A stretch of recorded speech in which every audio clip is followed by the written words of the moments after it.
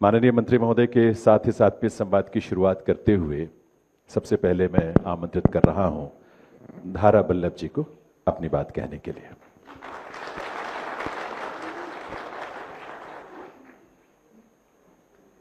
माननीय महोदय, मंत्री जी, आपको और हॉल में बैठे हुए सभी साथियों को मेरा प्रणाम।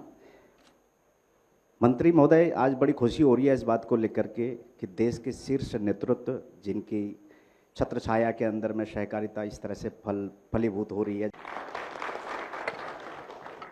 और उनके साथ में जो है हमारा यानी कि अपने जो साथी हैं चालक भाइयों का प्रत्यक्ष संवाद हो रहा है। ये पल चालकों के लिए इससे पहले तो नहीं आया, इतिहास के अंदर में हमने नहीं देखा है। तो उसके लिए मैं आभार व्यक्त करूंगा भारत टैक्सी का, उसके साथ ही आभार व्यक्त करूंगा सहकारिता मंत्रालय का और सबसे बड़ा आभार व्यक्त करूंगा मंत्री जी का कि अगर शीर्ष नेतृत्व अगर हमारी बातों को सुनेगा और समझेगा तो मेरे को लगता है कि अब प्रगति दूर नहीं है हम सभी भाइयों की। महोदय, पिछले 20 सालों से मैं जो है इस लाइन के अंदर में हूँ, ड्राइवरी लाइन के अंदर में। इससे पहले नौकरी करा करता था और बेसिकली मैं रहने वाला उत्तराखंड का हूँ और नाम मेरा धारा वल्लभ है।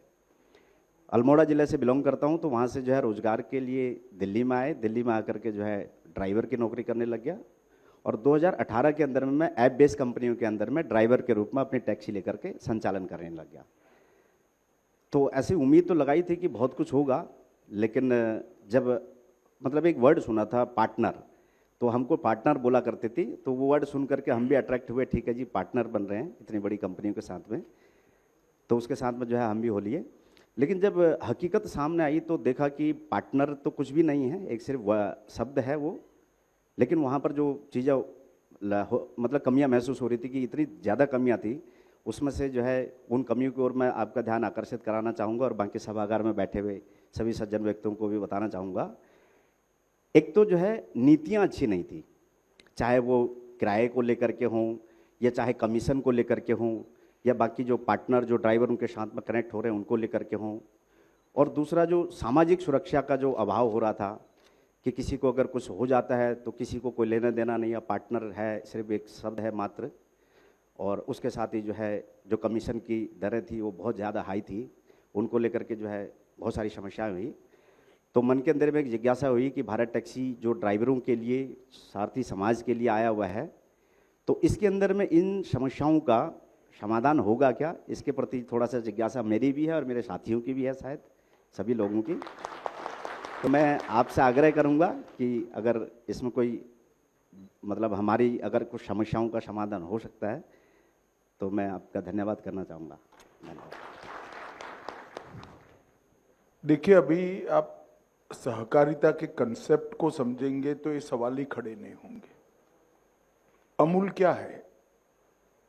अमूल में गुजरात की 36 लाख माताएं बहनें सदस्य बनी है, एक कोऑपरेटिव है। और 36 लाख माताओं बहनों ने कितना रुपया रोका है, इसमें इन्वेस्ट कितना किया है मालूम है आपको? सिर्फ 50 रुपया। अब 36 लाख माताओं बहनों ने 50 रुपया इन्वेस्ट कर कर अमूल बनाई।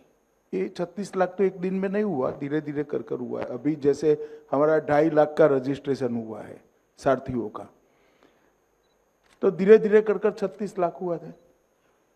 अब ये 36 लाख माता बहनों की कोऑपरेटिव 1,25,000 करोड़ का टर्नओवर कर रही है। मैं गारंटी से कहता हूं, आपके घर में जो दूध का थैली आता है या तो मदर डेयरी का दूध होगा या अमूल का होगा। बताइए आप लोग, आता है या नहीं आता है? तो 1,25,000 करोड़ में आपका भी इसमें पार्ट है। अब फर्क क्या है प्राइवेट डेयरी और कोऑपरेटिव डेयरी में? प्राइवेट डेयरी और कोऑपरेटिव डेयरी में ये फर्क है कि प्राइवेट डेयरी अगर ये 1,25,000 करोड़ का टर्नओवर करे, करती भी है कुछ डेयरियां, थोड़ा थोड़ा थोड़ा।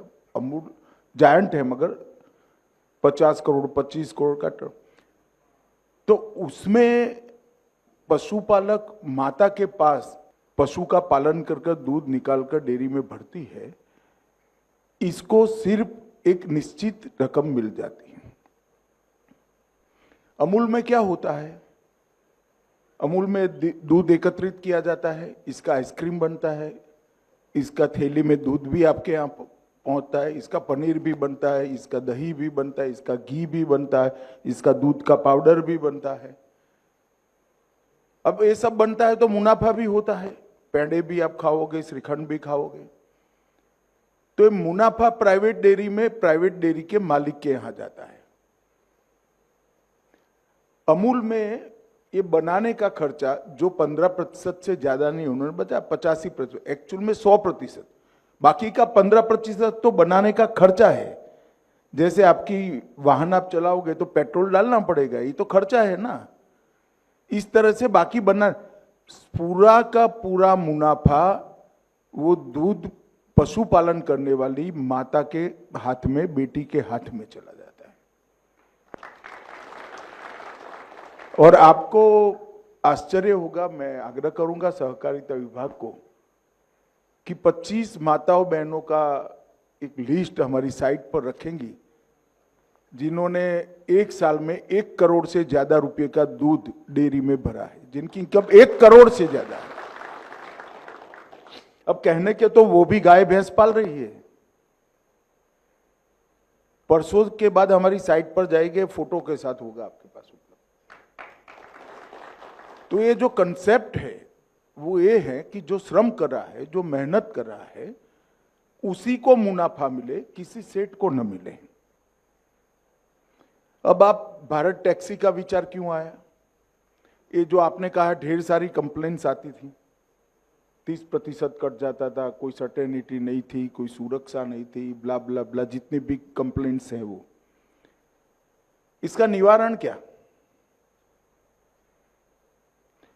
वो जो कंपनियां हैं, वो कंपनियां चलाने का उद्देश्य मालिक को धनी बनाना है।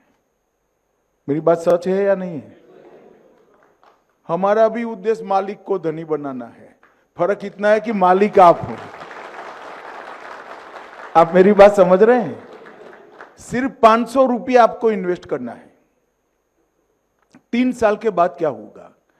भारत टैक्सी 1 रुपया कमाएगी। मानो भारत टैक्सी 25 करोड़ रुपया कमाई, तो 25 करोड़ में से 20%, 5 करोड़ रुपया, ये भारत टैक्सी के अकाउंट में आप लोगों की पूंजी के नाते जमा हो जाएगा। और 80% पैसा किसने कितना किलोमीटर टैक्सी चलाई इसके हिसाब से वापिस आपके अकाउंट में डाल दिया। मेरी बात गले उतर रही है ना भैया? तो अभी तो आपको जो निश्चित किराया मिलना ही मिलना है, मगर आप तो मालिक हो भाई, तो मुनाफे में भी आपका हिस्सा होना चाहिए या नहीं होना चाहिए? तो ये हिस्सा आने वाला, मगर पहले 3 साल तक थोड़ा धैर्य रखना पड़ेगा। जैसे एक बच्चा होता है, हम प्यार से लालन पालन करते हैं, करते करते बच्चा 30-40 साल का होता है, हम वृद्ध होते हैं, हमने इसका लालन पालन किया, बाद में वो हमारा लालन पालन करता है। तो पहले 3 साल आपको धैर्य रखना पड़ेगा, इसलिए क्योंकि ये एडवर्टाइज करना, इसको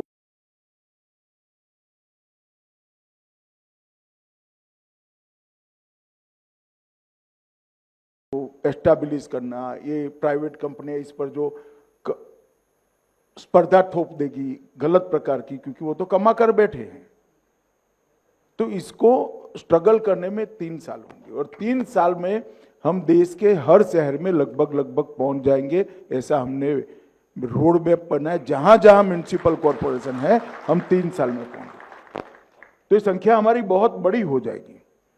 36 करोड़ 75 साल के आजादी में कोऑपरेटिव में जुड़े हैं, भारत टैक्सी 15 करोड़ 1 साल में 2 साल में जोड़ देगी। तो इसको हम सब ने मिलकर मजबूत कराना पड़ेगा। धन्यवाद सर।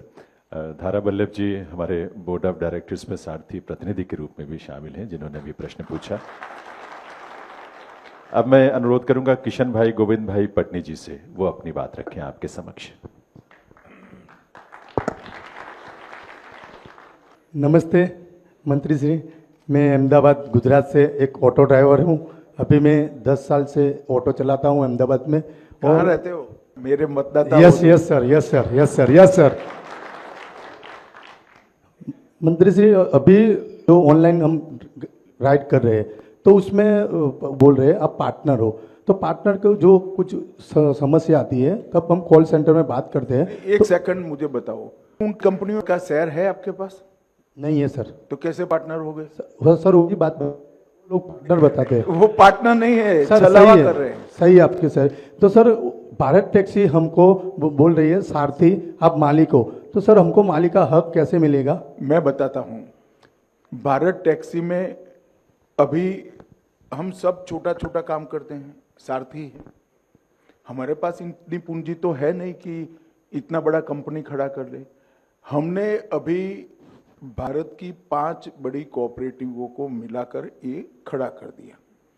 अब जैसे आपकी संख्या बढ़ती जाएगी, जो सारथी इसमें पार्टनर बनना चाहता होगा, कंपलसरी नहीं है, आप बनो ना बनो आप पर निर्भर है। 500 रुपये का अगर आप शेयर लोगे तो आप इसके मालिक हो जाओगे। आप मेरी बात समझ गए? फिर जब भारत टैक्सी का बोर्ड ऑफ डायरेक्टर का चुनाव होगा तब इसमें कुछ सीटें सारथियों के लिए भी चिन्हित रखी, जैसे अभी भाई साहब बोर्ड ऑफ डायरेक्टर में आ गए, तो वो आपके सारे हितों की चिंता करेगा। अगर भारत टैक्सी सारथियों के पक्ष में कोई नीति नहीं करती है तो ये तो आपका प्रतिनिधि ना चिल्लाएगा कि ऐसा नहीं चलेगा, भाई हमारी कंपनी है, आप ऐसा कैसे कर रहे हो। मुझे बताओ भाई, उन कंपनियों के बोर्ड में आपका कोई प्रतिनिधि है? नहीं सर, नहीं सर। यहां पर है? यहाँ पर है। तो आप मालिक हुए या नहीं हुए? Yes sir, yes sir. तो यही कंसेप्ट है भाई, आपका कोऑपरेटिव है, आपको चलाना है, मगर इतना रखना मैं आऊं तो कभी चाय पिलाना भाई, बाकी तो क्या है यार इसमें। कंपनी आपका ही है, मुनाफा भी 20% रिजर्व करेंगे, जिससे कंपनी कोई खराब समय में आए तो हमारी उससे चलती रहे।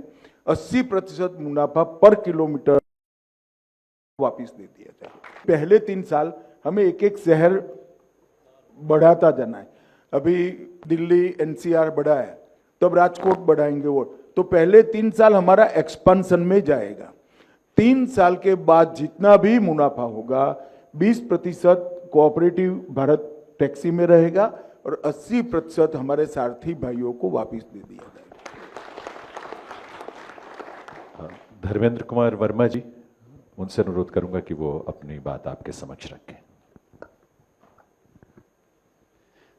आदरणीय मंत्री महोदय जी नमस्कार। मेरा नाम धर्मेंद्र वर्मा है और मैं उत्तर प्रदेश के औरैया ज़िले का रहने वाला हूँ और यहाँ पर दिल्ली में रोहिणी सेक्टर 20 में रहता हूँ। और ये जो एबेस्ट कंपनियाँ हैं इसमें लगभग मैं 10 साल से गाड़ी चला रहा हूँ। मोटे कमीशन को लेकर के हम 12, 15, 16 घंटे गाड़ी चलाते हैं, लेकिन अपने परिवार का जो है पालन पोषण अच्छे से नहीं कर पाते। तो भारत टैक्सी जो दावा करती है कि ड्राइवर को पूरा पैसा मिलेगा, कोई कमीशन नहीं कटेगा, तो ऐसे में भारत टैक्सी ये कब तक रन कर पाएगी? कब तक मतलब हम ड्राइवरों को कहाँ से देगी ये सब जो सुविधाएं दे रही है? देखिए ऐसा है, एक तो बैठ जाइए आप। जी सर। पहले एक बात समझिए, भारत टैक्सी का उद्देश्य कोई कंपनी की तरह बड़ा मुनाफा कमाना नहीं है। भारत टैक्सी का उद्देश्य है हमारे सारथी भाइयों को मजबूत करना। अब आपने जो सवाल उठाया कि भारत टैक्सी कहां से चलेगी, चलेगी तो इसी तरह से, परंतु वो इतना होगा जिसका जितना दाल में नमक होता है। ये कंपनियों ने नमक की दाल कर दी है। आप मेरी बात समझ रहे हैं? अच्छा, इसका हिसाब किताब तो आपके पास में है नहीं, इसका हिसाब किताब आपके पास में रहने वाला है, आपके लोग चलाने वाले हैं। आप मेरी बात समझ रहे हैं? जो प्रोफेशनल लोग होंगे उनकी तो तनख्वाह होगी, शेयर नहीं होगा। वो आपकी ओर से पूरा मैनेजमेंट देखेंगे। शेयर आपके पास है, मालिक आप हो, पॉलिसी आप बनाना है। तो जब आप पॉलिसी बनाओगे तो आपके पक्ष में बनाओगे या विरोध में बनाओगे, बताओ।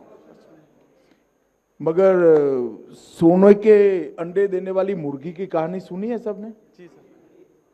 एक व्यक्ति का उसके घर पर एक मुर्गी ने एक दिन सोने का अंडा दे दिया, दूसरे दिन भी दिया, तीसरे बड़ा खुश हो गया कि मुर्गी भाई सोने का अंडा दे रही है, बड़ी अच्छी बात है, मैं तो धनी हो गया। फिर एक दिन रात को उसको विचार आया कि ये रोज एक अंडा दे रहे, कितने अंडे अंदर पड़े होंगे, लाओ एक गर्दन काट लेते हैं, सारे अंडे एक ही दिन निकाल देते हैं। तो दूसरे दिन उसने वो करा, एक भी अंडा निकला नहीं। तो हमारी खुद की कंपनी को समझकर कोऑपरेट करना, सहकार करना, ये हमारा सिद्धांत होना चाहिए। और इतना मानकर चलो कि जैसे गाय का दूध का हम दोहन करते हैं, शोषण नहीं करते उसका, मेरी बात समझ में आ रहा है ना? भारत टैक्सी दूध का दोहन करेगी, आपका शोषण नहीं करेगी, इतना निश्चित मानकर चलो। धन्यवाद सर। नरेश कुमार उपाध्याय जी से मैं निवेदन करूंगा, अब वो अपनी बात रखेंगे आपके समक्ष। माननीय नमस्कार, मेरा नाम नरेश कुमार उपाध्याय है और मैं मेरठ उत्तर प्रदेश का रहने वाला हूं और पिछले 12 साल से मैं टैक्सी चला रहा हूं। माननीय, सबसे पहले तो मैं धन्यवाद देना चाहूँगा हमारी भारत सरकार और सहकारिता को, जो हमारे लिए भारत टैक्सी लेकर आई है, जिससे हमारी दिशा और दशा दोनों बदलने वाली है। मान्यवर, मेरी दशा तो अभी से बदलना शुरू हो गई है, क्योंकि अगर बात करें हम पिछले जनवरी की, तो मैंने 20,000 प्लस का जो कमाई भारत टैक्सी में किया है सर। और उससे भी ज़्यादा खुशी तब हुई जब मुझे पता चला कि हमें नई गाड़ियों के लिए इसमें लोन भी दिया जाएगा, और उससे भी ज़्यादा खुशी तब हो गई जब हमें पता चला कि हमारा इंश्योरेंस भी किया जाएगा। तो बस ये सारी चीज़ें किस प्रकार हमें उपलब्ध कराई जाएंगी। देखिए भाई, योजना कैसे बनाई है कि एक बड़ा कोऑपरेटिव मूवमेंट है, इसमें कोऑपरेटिव बैंकें भी है, तो आपको लोन देने में बड़ी दिक्कत आती है या नहीं आती है? वो बैंक ही मॉर्गेज करती है ना। यहाँ भारत टैक्सी आपकी टैक्सी को मॉर्गेज कर लेगी और भारत टैक्सी आपको कोऑपरेटिव बैंक के माध्यम से लोन दिला देगी। आपका इंश्योरेंस इफ्को टोक्यो का, वो भी भारत टैक्सी ही एजेंट बनाकर आपका इंश्योरेंस ले लेगी, जिसमें मिनिमम प्रीमियम होगा। इस प्रकार के कई प्रावधान हम इसके साथ जोड़ने वाले हैं। शुरुआती कुछ समय आपको धैर्य जरूर रखना पड़ेगा, क्योंकि व्यवस्था बनती है तो बनते बनते समय होते। जैसे एक नया घर लोगे तो शुरुआत में बाथरूम में थोड़ा प्लम्बिंग का प्रॉब्लम होगा, कहीं कलर उखड़ा हुआ होगा, कहीं दरवाजा ढंग से बंद नहीं होता होगा, मगर 1 महीना होते होते आप सब रिपेयर करा दोगे और ये सुचारू रूप से घर में रहना शुरू हो जाता है। इस तरह से टीथिंग प्रॉब्लम, जो शुरुआती दिक्कतें होती हैं, वो शुरुआती दिक्कतों को अपनी कंपनी है ऐसा समझकर थोड़ा बड़ा हृदय कर रख कर चलना, तब जाकर ये निश्चित सफल होगा। आपको जरा भी शंका रखने की जरूरत नहीं। धन्यवाद सर। वनराज गढ़वी जी से मैं अनुरोध करूंगा, वो अब अपनी बात महोदय के समक्ष रखेंगे। नमस्ते सर, मेरा नाम वनराज गढ़वी है। मैं अहमदाबाद गुजरात से एक टैक्सी ड्राइवर हूँ। मैं पिछले 8 साल से अहमदाबाद में टैक्सी चलाता हूँ और कई बड़ी बड़ी कंपनियों में हमने काम किया है। वो बड़ी बड़ी कंपनियां, हम जब सुबह से घर से निकलते हैं, अच्छी सोच लेके निकलते हैं कि घर से निकलकर हम जाए, अच्छा मुनाफा कमाएंगे, घर अच्छा पैसा लेके आएंगे और परिवार का गुजरान करेंगे। लेकिन जब हम पूरा दिन काम करते हैं तो इतना भारी कमीशन और इतना टैक्स, मतलब ऐसे चार्ज लगाते हैं, हिडन चार्ज लगाते हैं। आज तक हमें समझ में नहीं आता किस प्रकार से कौन से चार्ज लगाए जाते हैं। कभी चार्ज बढ़ भी जाता है, कभी कम भी हो जाता है, कभी किराया बढ़ जाता है, कभी कम हो जाता है। जब हम थक के घर जाते हैं शाम को, तब मालूम पड़ता है कुछ नहीं बचा है, हमने तो खाली मेहनत ही की और कुछ बचा नहीं। ना हमारा परिवार का भविष्य होता है, ना किसी का और कुछ होता है। तो हम ये जानना चाहते हैं आपके माध्यम से सर कि भारत टैक्सी हमारे भविष्य के लिए, हमारे परिवार के लिए और क्या क्या सुविधा देगी। पहली बात, भारत टैक्सी में हिडन कुछ नहीं होगा। एक बात समझिए, जो होगा वो नोटिफिकेशन आपके मोबाइल पर आ जाएगा, तभी होगा, और 1 सप्ताह पहले नोटिफिकेशन आएगा। आप मेरी बात ढंग से समझ रहे हैं? जो करेंगे 1 सप्ताह पहले नोटिफिकेशन भेजकर करेंगे। आपकी मिनिमम वायबिलिटी पर किलोमीटर क्या होगी वो बेसलाइन बनाकर जो होगा उसके ऊपर होगा। मतलब आप 1 किलोमीटर का आपका रेट 2 रुपया है, मैं काल्पनिक रूप से 2 रुपया कह रहा हूं, तो जो होगा वो 2 रुपया प्लस मुनाफा उसके ऊपर ही होगा, इसके नीचे कभी नहीं होगा। आप मेरी बात समझ रहे हैं? तो भारत टैक्सी काउंट करेगी कि ऑटो का मूल्य कितना, पेट्रोल कितना जलेगा और मिनिमम कितना कमाना चाहिए, ये सब मिलाकर एक बेस रेट होगा। इससे नीचे हम नहीं जाएंगे। हमारा लक्ष्य मुनाफा कमाना नहीं है। हमारा सारथी, हमारी कोऑपरेटिव का मालिक है, वो अपना घर अच्छे से चला पाए, वो है। तो सारी कंपनियों में क्यों तकलीफ आती है? उन्होंने बेस रेट ही तय नहीं किया है। ये सहकार टैक्सी का एक बार मैंने राज्यसभा में भाषण किया तो ये तीनों लोग मुझे बारी बारी मिलने आए थे कि मत करिए, नुकसानी का धंधा है वो। फिर मैंने वैसे ही जानकारी के लिए पूछा कि भाई आपने आपके ड्राइवरों के लिए कोई मिनिमम बेस रेट बनाया है कि नहीं बेस रेट नहीं है, वो तो उसको अच्छा लगेगा तो आएगा, नहीं अच्छा लगेगा तो मेरे को वो नुकसान करेगा तो it is up to him, मतलब वो उसको देखना है। हम ऐसा नहीं करेंगे। जो बिजनेस करेंगे आपका मिनिमम मुनाफा होना चाहिए, इतना हो, और फिर जो ज्यादा मुनाफा होगा वो भी अंततोगत्वा तो घूमकर आपके पास में ही वापिस आना है। धन्यवाद सर। सारथी बहन नीलम है यहाँ पर, वो अपनी बात अब आपके सामने रखेंगी। नमस्कार मंत्री महोदय जी, सभी साथियों को भी नमस्कार। मैं नीलम शर्मा, मैं बिहार से बिलोंग करती हूँ। मैं दिल्ली शहर में आई और कुछ समय बाद ही मेरे पति को कैंसर पीड़ित हो गए। वो उससे 4 साल जूझते हुए उनकी देहांत हो गई। इसके बाद मैं सिंगल ड्राइवर मदर होने के बाद मैंने ड्राइविंग सीख के अपने बच्चों को पालन पोषण किया। 8 साल से मैं दिल्ली एनसीआर में कैब ड्राइवर हूँ और 8 साल से कैब चलाते चलाते कि कंपनी हम उसके साथ 8 साल हमने दिए और बिना वार्निंग दिए, बिना कहे सुने, और उन्होंने ब्लॉक कर दिया आईडी।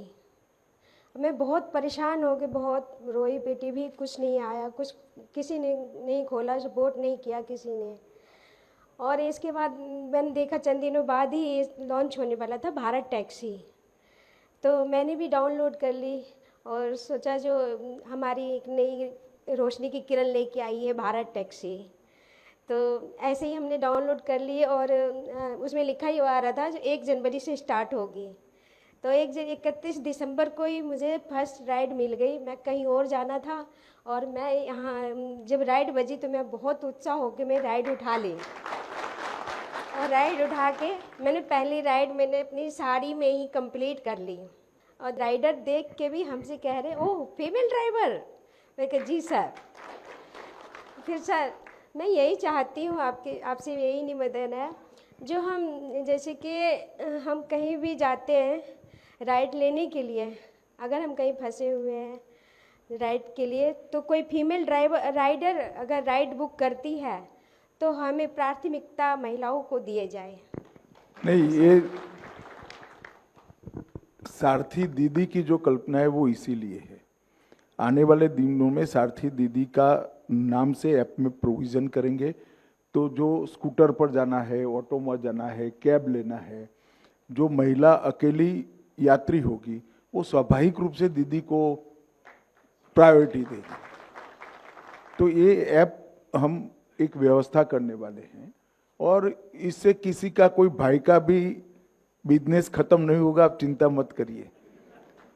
और थोड़ा कमा भी हो गया तो बहन के लिए हुआ है, हमारी जिम्मेदारी होनी चाहिए। मगर मुझे लगता है कि सारथी दीदी सबसे ज़्यादा क्लिक करेगा, विशेषकर जो 2 व्हीलर राइड है जिसमें बैंक पर हर रोज जाना है, किसी वृद्ध माता जी को मंदिर जाना है, इस प्रकार की राइड है, इसमें सारथी दीदी बहुत क्लिक कर जाएगा। इसका मुझे तो पूरा कम से कम भरोसा है और हम आगे बढ़ेंगे। धन्यवाद सर। सारथी बहन अनुपमा आपके समक्ष अपनी बात रखेंगी।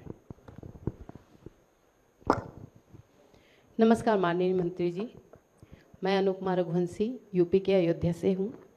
एनसीआर में गाजियाबाद में मेरा निवास स्थान है। मैंने अपने जीवन में बहुत क्षेत्रों में योगदान दिया है। शिक्षा के क्षेत्र में सामाजिक कार्यकर्ता भी हूँ वर्तमान समय में, और मैंने स्वास्थ्य के क्षेत्र में भी अपना योगदान दिया है। अभी भारत टैक्सी के विषय में जाने तो इसमें भी अपना जितना हो पाता है, समय जितना निकल पाता है उतना योगदान दे रहे हैं। और ड्राइवर भाई बहनों के लिए एक बहुत अच्छा ये प्लेटफॉर्म है, सुरक्षा, सम्मान, हर एक चीज़ के साथ, जैसा कि आपने भी बोला और सब भाई बहनों का जितना भी सवाल सुन के या उसके जवाब के विषय में पता चला कि एक अच्छा सुरक्षित सम्मानजनक ये प्लेटफॉर्म है। लेकिन इसके पहले जो कंपनियां थी उसमें ये था कि कभी कभी जो ग्राहक हैं उनके द्वारा ड्राइवरों के साथ गलत व्यवहार किया जाता था, शोषण किया जाता था मानसिक रूप से। कभी कभी आपने भी देखा होगा वीडियो वगैरह में पैसा नहीं देते हैं, और कभी कभी अदर कंपनियों में क्या होता है कि आईडी ब्लॉक कर देंगे, ड्राइवर की समस्या को नहीं सुनेंगे और आईडी को ब्लॉक कर देंगे। कभी कभी होता है कैश ट्रिप लेने पे होल्ड कर दिया जाता है आईडी को। होल्ड करने का मतलब एक इनका प्लेटफॉर्म चार्ज है। आप बेशक रजिस्ट्रेशन के समय जो भी ड्राइवर भाई बहन ने एक प्लेटफॉर्म चार्ज दिया है, उसके बावजूद उनको एक प्लेटफॉर्म चार्ज देना है, और अगर वो माइनस में ज़्यादा होता है तो होल्ड कर देते हैं कि वो आप कंप्लीट करिए, उसके वॉलेट में बैलेंस कंप्लीट। तो एक तो ग्राहकों के व्यवहार को, दूसरे ड्राइवर के मतलब सम्मान के लिए, उनके स्वाभिमान के लिए, सुरक्षा के लिए, ये और जो ये होल्ड किया जाता है उसके लिए आपके माध्यम से ये जानना चाहते हैं कि भारत टैक्सी क्या अलग से सुविधा दे रही है या क्या? देखिए, मैं कोई भी बात कहूँगा तो अधूरी होगी, क्योंकि ऐसे कई प्रकार के प्रॉब्लम यात्रियों के साथ अलग अलग आएंगे, व्यवहार के भी आएंगे, पेमेंट न देने के आएंगे। भारत टैक्सी की साइट पर आप लोगों की तकलीफों के लिए एक खिड़की खोली जाएगी, जिसमें आप जैसे ही आपके नंबर के साथ लोड करोगे, हम इसके आधार पर पॉलिसी को मॉडिफाई कर कर ये सारे छिद्र जो है वो बंद करते जाएंगे। अभी वो लोग छिद्रों को ओपन कर रहे हैं। हमारा काम है कस्टमर में भी डिसिप्लिन लाना, सारथी में भी डिसिप्लिन लाना। तो इसको भारत टैक्सी वो छिद्र को, आपकी जो जो कंप्लेन आएगी, अनेक प्रकार की आएगी, तो वो कंप्लेनों का निराकरण के लिए एक लगातार थोड़ी छोटी टोली बनाई जाएगी और पॉलिसी में ये बदलाव करते जाएंगे। ये समस्याओं का निवारण जैसे भारत टैक्सी करेगी, बाकी सारी टैक्सी की कंपनियों ने भी करना पड़ेगा, और एक प्रकार से सभी साथियों का निवारण। क्योंकि जब किसी भी फील्ड में आप एक ट्रेंड तय करती हो, तब वो ट्रेंड को सबने फॉलो करना पड़ता है। अभी उनका ट्रेंड है कि कस्टमर को प्लीज करो, जरूर करना चाहिए। महात्मा गांधी ने कहा था कि ग्राहक तो हमारा भगवान होता है, और हम सब जानते हैं, इसी के आधार पर तो हमारा रोजी रोटी चलेगा। परंतु कस्टमर को खुश करने के साथ साथ सारथी का भी कल्याण करना, ये हमारा लक्ष्य होना चाहिए, जो भारत टैक्सी का है। धन्यवाद सर। बहन रेखा देवी यहाँ उपस्थित हैं, वो अपनी बात आपके समक्ष रखेंगे। अब माननीय मंत्री जी नमस्कार, और जितने भी भाई बहन मेरे यहाँ बैठे हैं सभी को मेरा नमस्कार। मैं रेखा कैब ड्राइवर दिल्ली से, मैं 7 साल से दिल्ली एनसीआर में टैक्सी चला रही हूँ। हर ऐप और कंपनी में ऐसा होता है कि कस्टमर के लिए तो हेल्प सेंटर होता है, पर ड्राइवरों की सुनवाई नहीं होती, ड्राइवरों के लिए कोई हेल्प सेंटर नहीं रेखा होता। जी, मैंने यही कहा, एक खिड़की सारथियों के लिए है। अच्छा, अभी जो मैंने जवाब दिया ना, वो खिड़की सारथियों के लिए है। हम ये व्यवस्था जरूर करेंगे, मगर मेरा आप सभी भाइयों बहनों से एक रिक्वेस्ट है। भगवान श्री कृष्ण अर्जुन के सारथी थे, क्या थे? सारथी।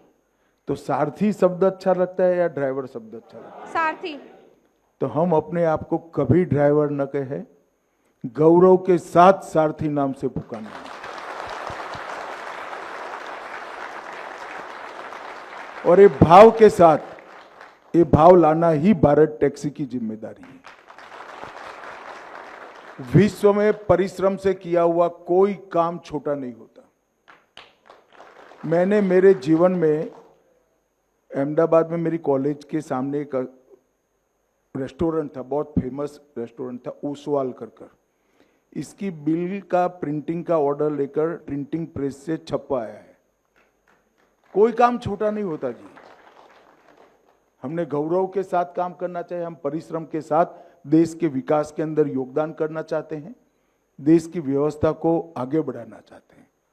तो कृपया मेरा आप सबसे विनती है, आज से जहां जहां भी हो, और सारथी किसी भी कैब का हो, उसको बता देना भाई तुम ड्राइवर नहीं हो, सारथी हो। और ये शब्द बहुत बड़ा है। श्री कृष्ण अर्जुन के रथ को चलाते थे, पूरा युद्ध अर्जुन करते थे, उतरकर श्री कृष्ण के पैर छूते थे। ये बहुत बड़ा सम्मान है और हम परिश्रम कर रहे हैं, देश के विकास के अंदर योगदान कर रहे हैं। आप ये भूल जाइए कि आप आपकी आजीविका के लिए कर रहे हैं। ये रिक्वायरमेंट है देश की, अच्छी व्यवस्था होनी चाहिए। तो हमें सम्मान के साथ अपने आप को कभी ड्राइवर मत बोलना, सारथी ही बोलना और समाज स्वीकार करना। धन्यवाद सर। अशोक सहरावत जी हैं हमारे सारथी भाई, वो अपनी बात रखेंगे। माननीय मंत्री जी, मेरी तरफ से आपको प्रणाम, सादर नमस्कार, और दूर दराज से आए हुए मेरे सारथी भाई सबको मेरी तरफ से नमस्कार। बहनें भी है जी, और अन्य जो साथी मौजूद हैं हॉल में, आप सबको मेरी तरफ से नमस्कार।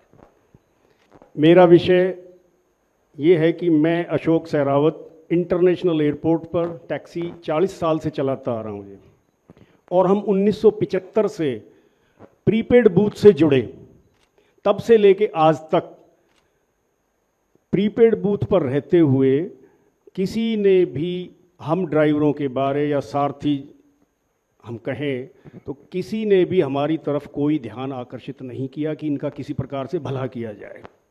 मेरे यहाँ पर इंटरनेशनल एयरपोर्ट और डोमेस्टिक एयरपोर्ट दोनों स्टैंड्स पे 2500 टैक्सी चलती हैं मिला के। हमारे पास 5000 की नफरी जो है ड्राइवर्स की है सर। हमारा चिंता का विषय ये है कि आज तक किसी भी सरकार ने और किसी भी लोगों ने हमारे ड्राइवर भाइयों के लिए कुछ नहीं किया। अचानक हमें न्यूज़पेपर माध्यम से पता लगा कि भारत टैक्सी लॉन्च हो रही है। हमने इसको यूनियन में डिस्कस किया और डिस्कस करने के बाद सलाह बनाई कि क्यों ना भारत टैक्सी से जुड़ा जाए, और इसी के साथ ही हम सहकार टैक्सी से जुड़े। अभी 2 महीने का समय नहीं बीता है, मैं आपको अवगत करा दूं कि वास्तव में भारत टैक्सी से जुड़ने के बाद हमारे दोनों टैक्सी स्टैंडों पे एक अच्छे परिणाम दिखाई देने लगे हैं। इसी के साथ मेरा एक सवाल, जिज्ञासा भरा एक सवाल है कि हम सारथी भाई हैं सभी, किसी से कोई गलती हो जाए तो ड्राइविंग रेटिंग सिस्टम का एक मैटर हमको मालूम हुआ कि भारत टैक्सी में है कि ड्राइवर्स की गलती होने पर उनको जो दूसरे अन्य ड्राइवर हैं जो अच्छा काम कर रहे हैं उनमें किस प्रकार से संतुलन बनाया जाएगा, ये मेरा जिज्ञासा भरा प्रश्न है आपसे। धन्यवाद।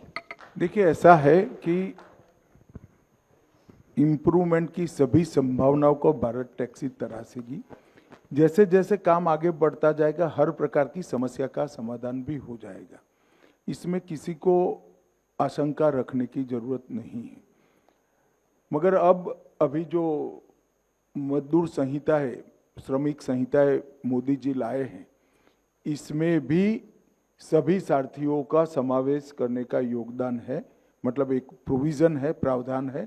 इससे सभी के लिए अनेक प्रकार की सुविधाएं निर्मित होगी और भारत टैक्सी डे 1 से श्रमिक संहिता अभी लागू होगी, कुछ 1-2 सप्ताह लगेंगे, उसके बाद डे 1 से इसको समाहित कर लेगी इसके अंदर। तो सारी सुविधाएं जो तय हुई है वो सारी सुविधाएं आएगी और एक प्रकार से थोड़ा भारत टैक्सी सेट हो जाए उसके बाद में हम ड्राइवरों के बिहेवियर के लिए, सारथियों के अच्छे तरीके से चलाने के लिए इस सब के ट्रेनिंग कैंप भी छोटे छोटे ग्रुप्स में चलाने वाले हैं, जिसमें आपके यूनियन है उनको भी हम साथ में रखेंगे।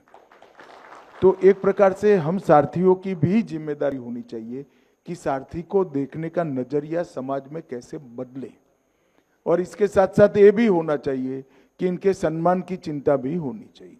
दोनों चीजें हमने बैलेंस कर आगे बढ़ना। धन्यवाद सर।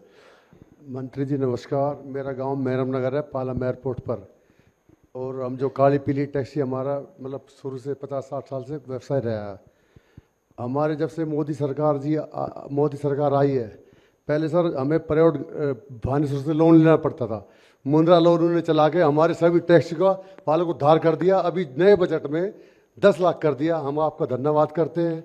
और सर एक छोटी सी बात और कहूँगा, जब से आपने लोकसभा में बोला है कि हम बाहर टैक्सी ला रहे हैं, सर हमसे जब से बड़े उत्साही से हैं।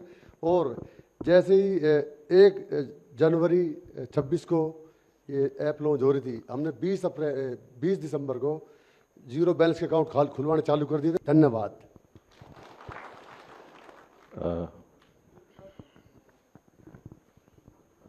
माननीय मंत्री जी को नमस्कार और सभी सारथी भाइयों को नमस्कार।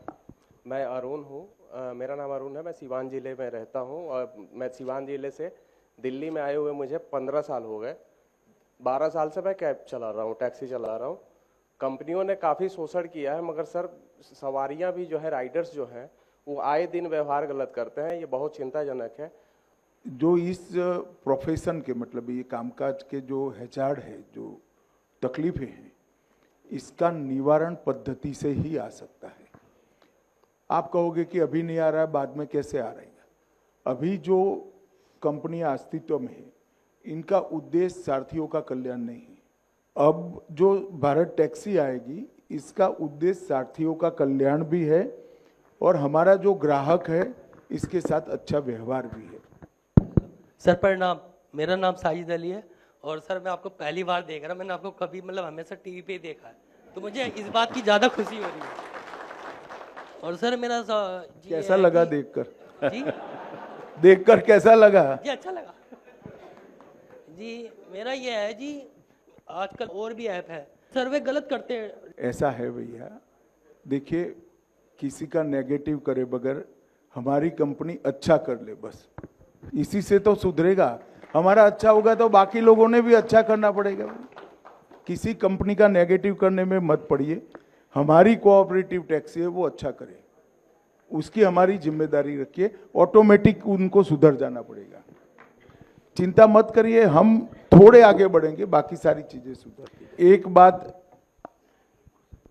आप सभी समझ कर चलना, आज तो मैं आया हूं, परंतु भारत टैक्सी का एक कार्यक्रम निरंतर चलेगा, सारथियों से संवाद और उनकी तकलीफें सुनना। और संवाद तीनों प्रकार से होगा, ऑनलाइन भी होगा, फिजिकल भी होगा, और एक कॉल सेंटर भी हम चालू करेंगे जिस पर फोन से आप लिखवा सकते हो।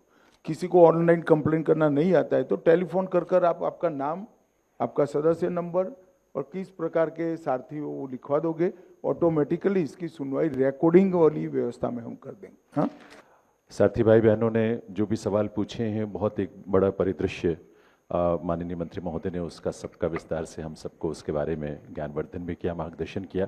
बहुत बहुत धन्यवाद आप लोगों का।